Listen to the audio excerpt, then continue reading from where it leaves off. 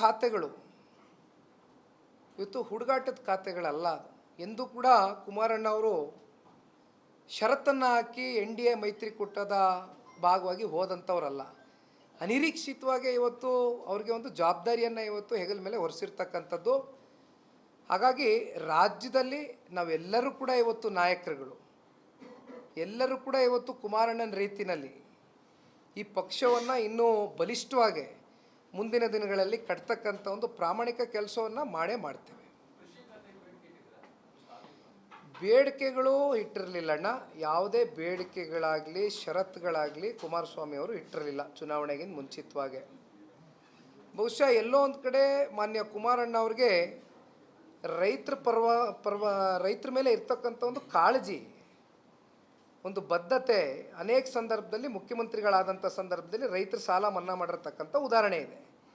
ಇವೆಲ್ಲವನ್ನು ಗಮನದಲ್ಲಿಟ್ಕೊಂಡು ರೈತರ ಬಗ್ಗೆ ಹೆಚ್ಚಿನ ಚಿಂತನೆ ಇರ್ತಕ್ಕಂಥ ನಾಯಕರು ಕೃಷಿ ಮಂತ್ರಿ ಆದರೆ ಒಂದು ಅನುಕೂಲ ವಾತಾವರಣ ಕ್ರಿಯೇಟ್ ಆಗ್ತದೆ ಅಂತಕ್ಕಂಥದ್ದು ಸಾಕಷ್ಟು ನಮ್ಮ ಮಂಡ್ಯ ಜಿಲ್ಲೆಯಲ್ಲಿ ವಿಶೇಷವಾಗಿ ಕಾರ್ಯಕರ್ತಗಳ ಒಂದು ಭಾವನೆ ಆಗಿತ್ತು. ಅಷ್ಟೇ ಬಿಟ್ಟರೆ ಯಾವುದೇ ಕಾರಣಕ್ಕೂ ಯಾವುದೇ ಖಾತೆಗಳ ಬಗ್ಗೆ ಚರ್ಚೆ ಮಾಡಿರಲಿಲ್ಲ.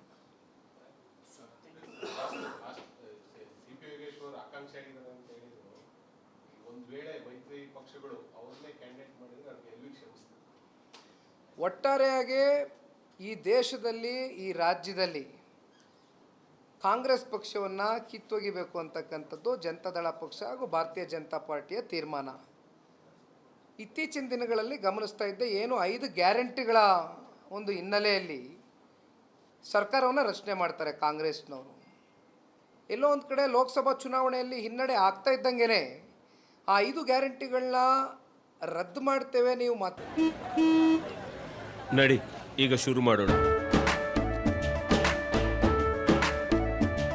ಕೇಸರಿಯಿಂದ ಮನೋಲ್ಲಾಸ ಮನಸ್ಸು ಮತ್ತೇರಿ ಕುಣಿದಾಡಿದೆ ನೋಡು, ಮನಸ್ಸು ಮತ್ತೇರಿ ಕುಣಿದಾಡಿದೆ ನೋಡು. ಕ್ಷಣ ಕ್ಷಣವೂ ಆಚರಿಸಿ ಕೇಸರಿ ಹಬ್ಬ. ವಿಮಲ್ ಬಾಯಲ್ಲಿ ಹೇಳಿ ಕೇಸರಿ ನೀಡಲಿಲ್ಲ ಅಂತಕ್ಕಂಥ ವಿಚಾರವೂ ಕೂಡ ಚುನಾವಣೆ ಸಂದರ್ಭದಲ್ಲಿ ಪ್ರಸ್ತಾವನೆ ಮಾಡಿದರು ಹಲವಾರು ನಾಯಕರುಗಳು.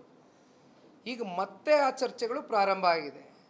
5 ಗ್ಯಾರಂಟಿಗಳನ್ನ ರದ್ದು ಮಾಡೋಣ, ಏಕೆಂದರೆ ಈ 5 ಗ್ಯಾರಂಟಿಗಳು ಕೊಟ್ಟರು ಜನ ನಮ್ಮ ಕೈ ಹಿಡಿಲಿಲ್ವಲ್ಲ ಅಂತಕ್ಕಂಥದ್ದು ಉದ್ದಟತನದ ಮಾತುಗಳು ಇವತ್ತು ಕಾಂಗ್ರೆಸ್ ಪಕ್ಷದ ಸರ್ಕಾರ ಇವತ್ತೇನು ಮಾತನಾಡ್ತಾ ಇದ್ದಾರೆ. ಬಹುಶಃ ಇಂಥ ಒಂದು ಸರ್ಕಾರ ಕನ್ನಡಿಗರು ಕೂಡ ಇವತ್ತು ಭಾಳ ಅಸಮಾಧಾನವಾಗಿದ್ದಾರೆ. ಹಾಗಾಗಿ ನಮ್ಮ ಹೋರಾಟ ಕಾಂಗ್ರೆಸ್ ವಿರುದ್ಧವಾಗಿ ನಮ್ಮ ಕ್ಷೇತ್ರಕ್ಕೆ ಸೀಮಿತ ಅಷ್ಟೇ ಅಲ್ಲ, ರಾಜ್ಯಕ್ಕೆ ಮತ್ತು ದೇಶಕ್ಕೆ ಇದು ನಮ್ಮ ಹೋರಾಟ ಕಾಂಗ್ರೆಸ್ ವಿರುದ್ಧವಾಗಿ.